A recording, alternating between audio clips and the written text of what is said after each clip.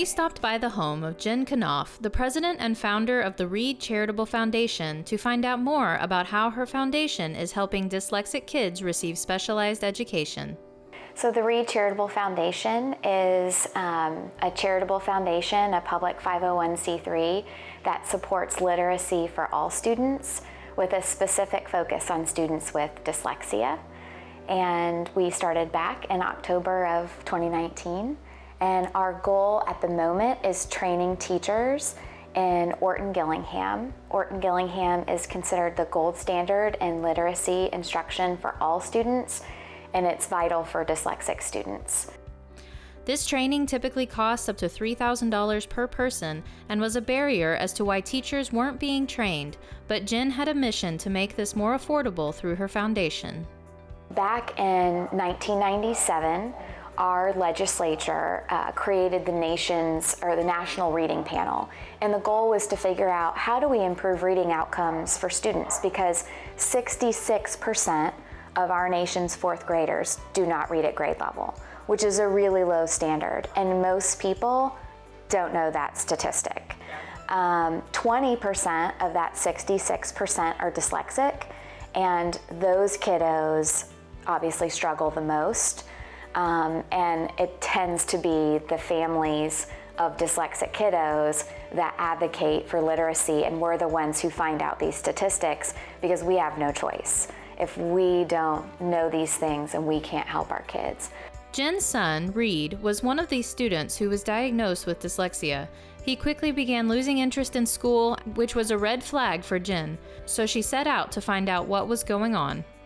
The inspiration for REED Charitable Foundation, of course, is because of my son, who, of course, the foundation is named after. Reed loved going to school. He's a really social kid, a really happy kid. And was happy to go to school with his big sister. But I would say like a month into first grade, it was getting harder and harder to get him to school. It was like harder to get him out of bed.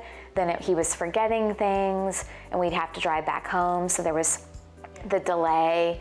Then he kind of stopped doing that, and I was getting phone calls every day that he didn't feel good, and it started with headaches and tummy aches. I started to pick up, it was around the same time every day. I'm like, what's going on? And it turned out it was English Language Arts was the class that he was in. So I was asking, but he wasn't saying. Teacher was saying he was lazy, and of course that's, the truth is now I know he was working so hard, but I was really hard on him. And really torturing him with sight words and his spelling tests. And finally, like in November of his first grade year, he broke down, and he just said, school is not for me. I wasn't meant to go to school, and Mom, I'm not smart, and everybody makes fun of me and says Reed can't read, and my teacher makes me stand up in front of the class and embarrasses me. Looking back, what they were describing was the definition of dyslexia. The definition of dyslexia, it's much longer, but the shortened version is, an unexpected difficulty in learning to read, write, and spell. And it's unexpected because they're so bright. So it was literally what they were saying, like, this is a smart kid, he should be able to read. And the truth was, if they'd known what dyslexia was, it would have been, like, you would have said that out loud and been like, oh my gosh, I know exactly what this is. With this newfound diagnosis, Jen set out to help her son in any way she could, but the journey was harder than she expected.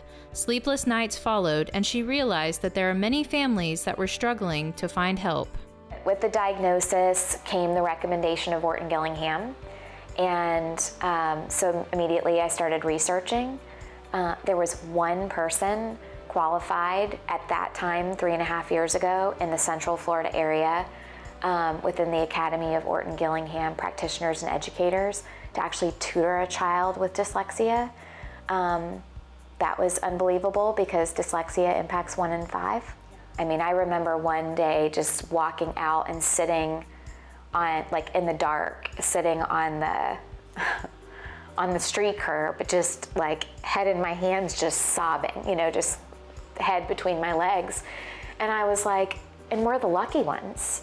We're the ones who have a diagnosis.